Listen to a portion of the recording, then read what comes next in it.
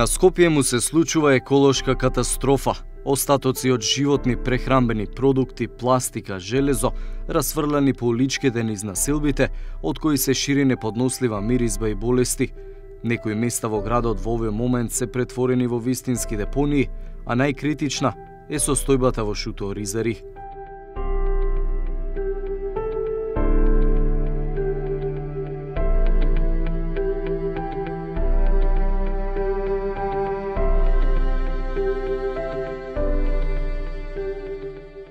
Јагнешка кожа, стари фотели, стара када, стари буриња, облека, расипана храна од која што се шири страшна миризба.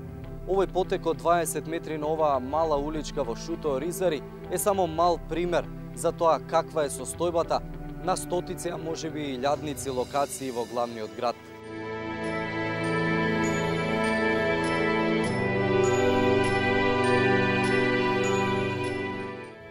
Секојдневно на неколку места во Скопје никнуваат нови депонии, а никој не е способен да го спречи тоа. Надлежните апелираат да не се фрла ѓубре, меѓутоа граѓаните воопшто не обрнуваат внимание на повиците од локалните власти, но тоа не ги амнестира општините и градот од одговорноста да се грижат за здравието и животот на своите граѓани.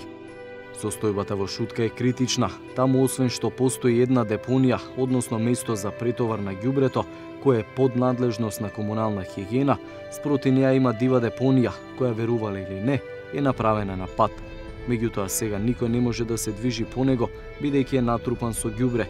Токму жителите на Визбегово велат дека во летните денови ова ѓубре се пали и оттаму се шири ужасна миризба која го загадува градот, но тоа палење ослободува место за да се истовари ново ѓубре на патот. Но тука има еден страшен проблем.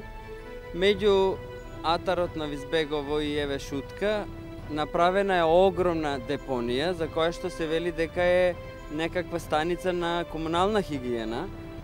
Тука веднаш еве на Ридот, која што се случува во текот на летниот период да гори со денови.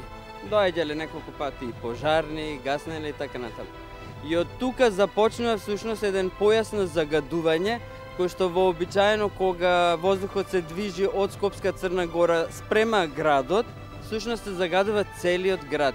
Ние правевме некој вака мерење и загадувањето што се движи кон Железара, всушност и целиот дел тој на автокоманда и центарот на Скопје доаѓа и од овој дел. Така што градските власти мора да се погрижат да видат што се случува, кој е одговорен за таа депонија. Значи во среде сега населено место ние имаме една огромна депонија.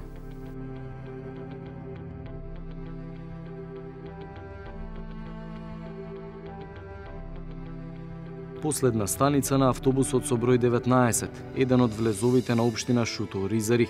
Тука миризбата е толку голема што опасно е да се излезе од автомобил и да се дише тој воздух. Една коловозна лента од патот е целосно покриена со отпад, меѓу кои има и остатоци од животни.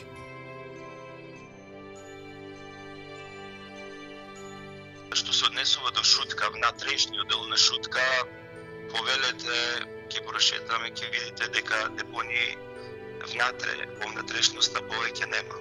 Работиме интензивно, имаме 50 вработени општина и ангажира само со тоа да се справи со градежен шут, со ѓубре, со депонии, така да ќе потенцирам уште еднаш, таа една депонија ни е рак рана.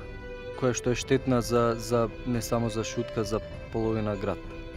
Штетна е, свесен сум за тоа, меѓутоа ние како општина реагираме насекаде, апелираме толку колку што ни се надлежностите, толку може и да направиме. Значи, тука треба да се активираат, мислам, комунална малце повеќе, треба да се активира најверојатно и град Скопје и да си ја вршат работата.